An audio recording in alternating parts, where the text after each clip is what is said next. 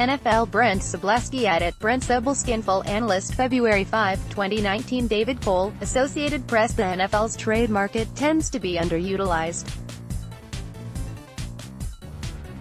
Teams that do take advantage of trades, much like the Los Angeles Rams and New England Patriots did this past offseason, often benefit. The Rams rebuilt their secondary by acquiring Aqib Talib from the Denver Broncos and Marcus Peters from the Kansas City Chiefs. Brandin Cooks, their second leading receiver, came via a trade from the Patriots. Meanwhile, New England is always active in the trade market. Left tackle Trent Brown proved to be the team's biggest acquisition last offseason, both literally and figuratively. 5 factors tend to spur player movement.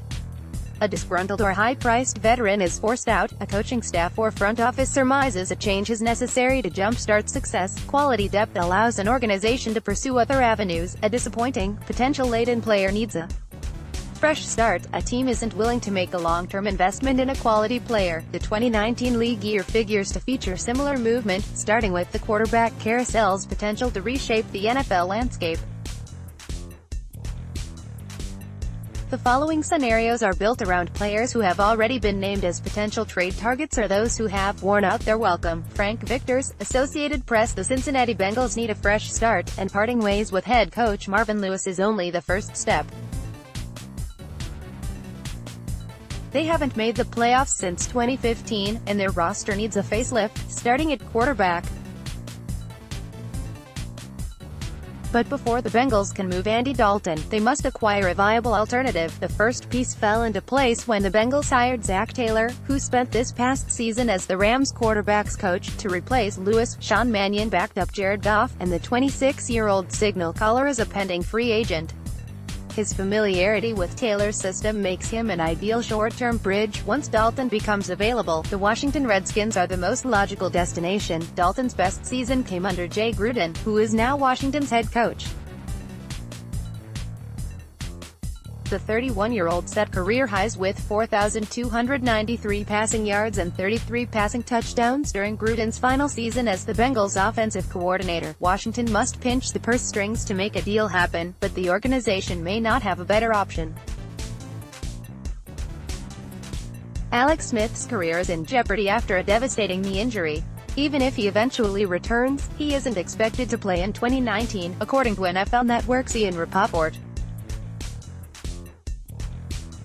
To stay competitive in the NFC East, Washington can't issue a stopgap at quarterback. With $20.6 million in salary cap space, the team can carry both Smith's current contract and still have enough room to add Dalton. Chris Graven, Getty Images. When an NFL owner publicly addresses a problem regarding a player, it's often past the point of no return. There's not much we can do right now. We have time to make a decision, team president Art Rooney II told the Pittsburgh Post-Gazette's Jerry Dulac in reference to star wide receiver Antonio Brown. We'll look at all the options. We're not going to release him, that's not on the table.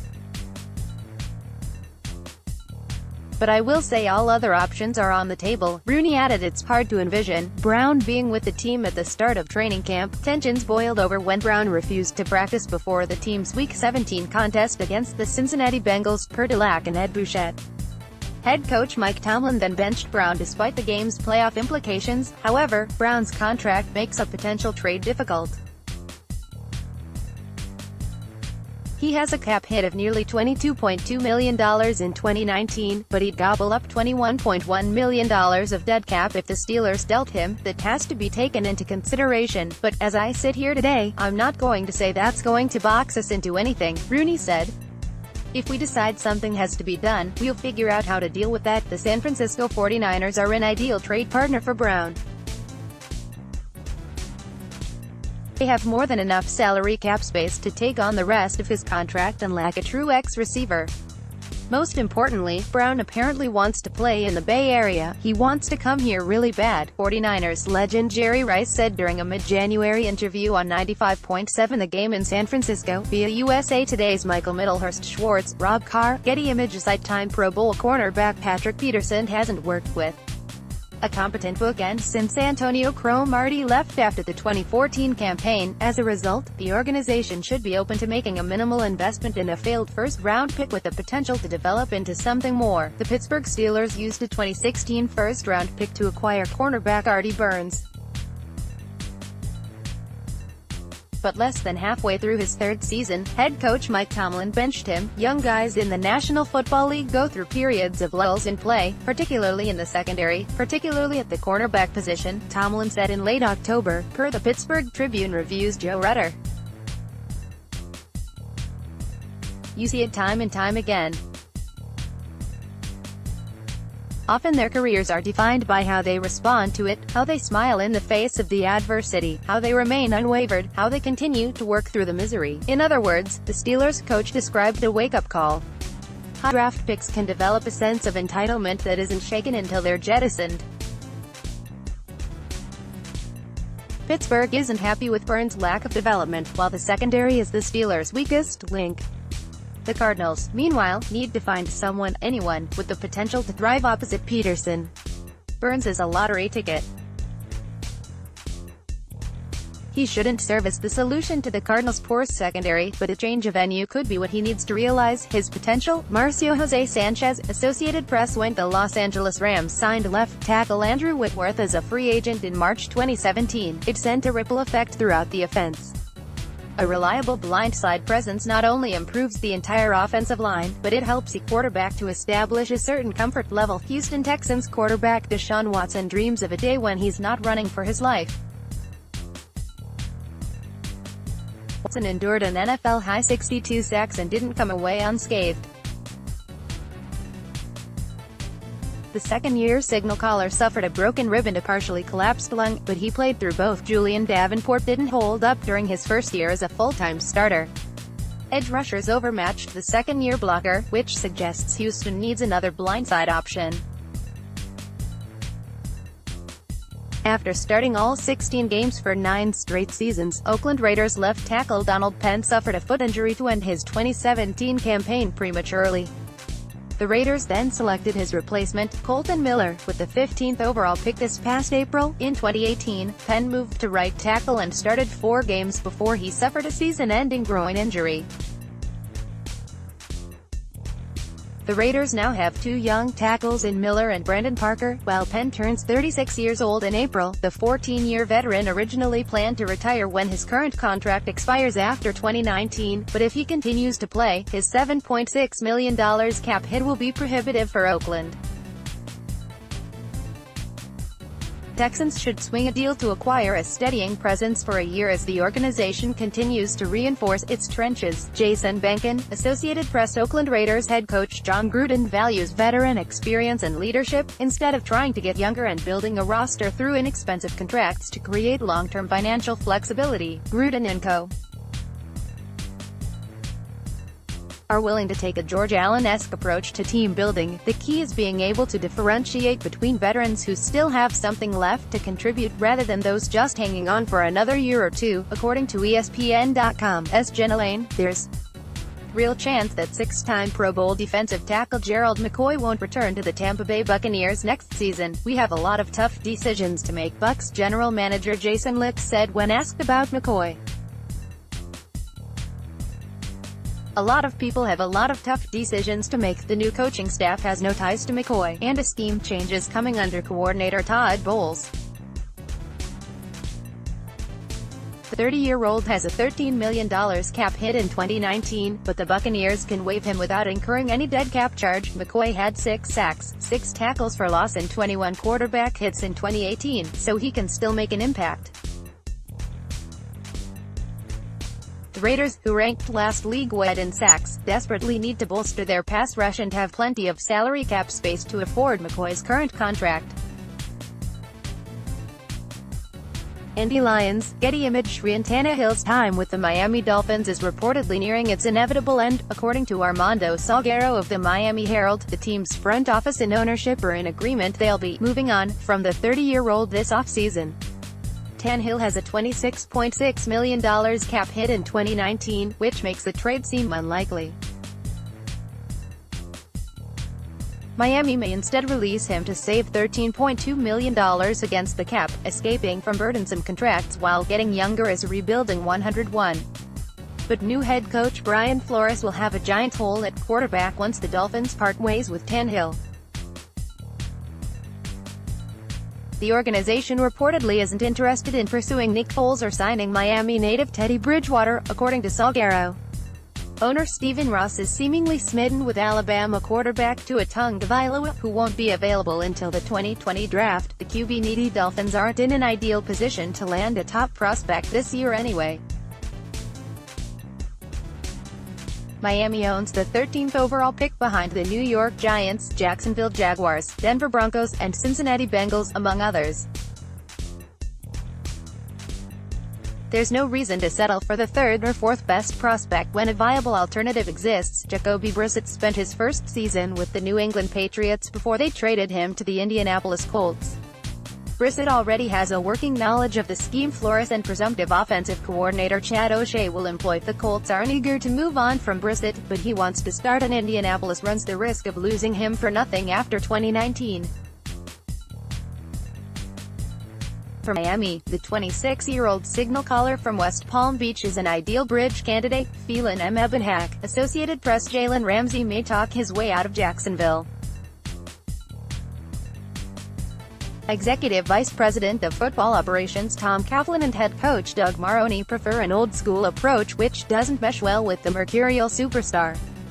In mid-November, sources told ESPN's Adam Schefter that Ramsey is slowly but surely forcing the Jaguars into considering a blockbuster trade this offseason. Although the Jags denied it at the time, the Jaguars have zero intention of trading CB Jalen Ramsey, the team said in a statement. There is no truth to this rumor. If the Jaguars do begin shopping Ramsey, they'll demand an exorbitant haul. The 24-year-old cornerback is already a two-time Pro Bowler, so any interested suitor would likely have to emulate the Chicago Bears' strategy with Khalil Mack and offer a pair of first-round picks. Ramsey also expects to sign a massive contract extension in due time, so any team interested in trading for him must have financial flexibility. Like I said, I'm going to let my agent and the front office handle that, but after what came out here, what was it, 5 weeks ago or however many weeks ago it was, yeah, I'm feeling like, yeah, if y'all serious about that, a potential trade not being real, then y'all need to make it happen, Ramsey said, per ESPN.com's Michael DeRocco. If not, then maybe what came out 5 weeks ago will happen. We'll see. Finally, the right locker room will allow Ramsey to be himself and flourish. The Seattle Seahawks fit all of these requirements. General manager John Schneider has previously been willing to flip a first-round pick for a potential difference-maker, Jimmy Graham. The Seahawks currently have eighth most projected salary cap space at $52.9 million. And the same staff once nurtured the Legion of Boom's secondary, specifically Richard Sherman. Mark Black, Associated Press. The New England Patriots are Super Bowl champions for the sixth time under Bill Belichick and Tom Brady. They accomplished that feat despite lacking a true outside threat after Josh Gordon's indefinite suspension. Gordon wasn't the only receiver the Patriots acquired on the cheap. They also added Philip Dorsett a year earlier when they sent backup quarterback Jacoby Brissett to the Indianapolis Colts. Neither had the effect the Patriots hoped to achieve. Even so, the organization should continue down the same path by targeting another underachieving albeit gifted option. Minnesota Vikings wide receiver Laquan Treadwell is only 23 years old, but he hasn't blossomed in a passing attack featuring Adam Thielen and Stephon Diggs. The 2016 first-round pick served as the team's third receiver when he set career highs in 2018 with 35 receptions for 302 yards and 1 touchdown. Treadwell's growth potential is stunted behind two 1,000-yard options. At the end of the season, he became a healthy scratch. It was a business decision, Treadwell said of his Week 16 deactivation, per the St. Paul Pioneer Press's Chris Tomasson. They felt that was best for the team, and we got the win, and that's all that matters. The coaches definitely stressed it was a weekly thing, a one-game thing, and told me to continue to prepare like I was going to play and I just go from there. Coaches don't bench valuable contributors. As Treadwell enters the final year of his rookie contract, he needs to look toward other possibilities with ready-made opportunities. The Patriots could use a bigger target like Treadwell, 6 feet 2 inches, 215 pounds, to pair with Julian Edelman, Jonathan Daniel. Getty Images. The Philadelphia Eagles decided Nick Foles isn't going to walk in free agency.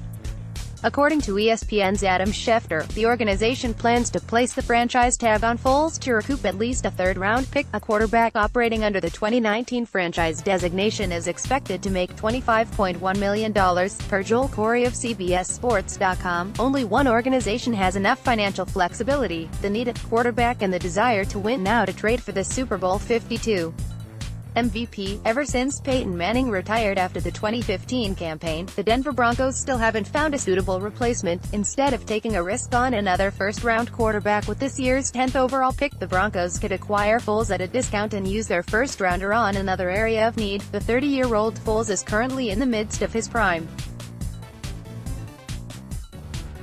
His strong late-season performance in 2018 proved his magical Super Bowl run wasn't a fluke. Even prior to that Super Bowl run, "I've always had confidence in Nick," Eagles right guard Brandin Cooks said, per NJ.com's Mike K. "It's funny, people forget what Nick did his first time with the Eagles. He's proved that he can be a good quarterback in this league. He did it again last year, so there's nothing but confidence in him. He'll now need to do it elsewhere." San Francisco 49ers backup Nick Mullins may be a better schematic fit for the Broncos, but his potential seems limited. Foles is a much easier sell. As a result, offensive coordinator Rich Scangarello will have to adjust his scheme to suit Foles' strengths. Phelan M. Evan Hack, Associated Press. Last year, Cleveland Browns general manager John Dorsey took two different approaches to supplement a roster that finished 0-16 in 2017. First, Dorsey exploited inefficiencies in the trade market by acquiring wide receiver Jarvis Landry, safety Demarius Randall and quarterback Tyrod Taylor. He also made minimal investments in former first-round busts with plenty of physical ability. Left tackle Greg Robinson and wide receiver Breshad Perriman became integral parts of the team's offense over the second half of the season. Dorsey can marry those two concepts over the coming months. The Browns aren't expected to be big spenders in free agency despite having the league's third most salary cap space, as they'll need to begin extension negotiations for multiple young contributors: Randall, Joe Schobert, Larry Ogunjobi, Myles Garrett, David Njoku and Jabril Peppers, over the next two off-seasons. Instead, Dorsey can trade for a disappointing but talented player to fill a team need. The Carolina Panthers haven't fully developed Vernon Butler after selecting him with a first-round pick in the 2016 draft, and Cleveland has a gaping hole at 3 technique. The 24-year-old defensive tackle is stuck behind Dontari Poe and Kawan Short as he enters the final year of his rookie deal. Butler played well in a rotational role under former Panthers and current Browns defensive coordinator Steve Wilks. He'd get an opportunity to start in Cleveland, while Carolina could recoup a draft asset.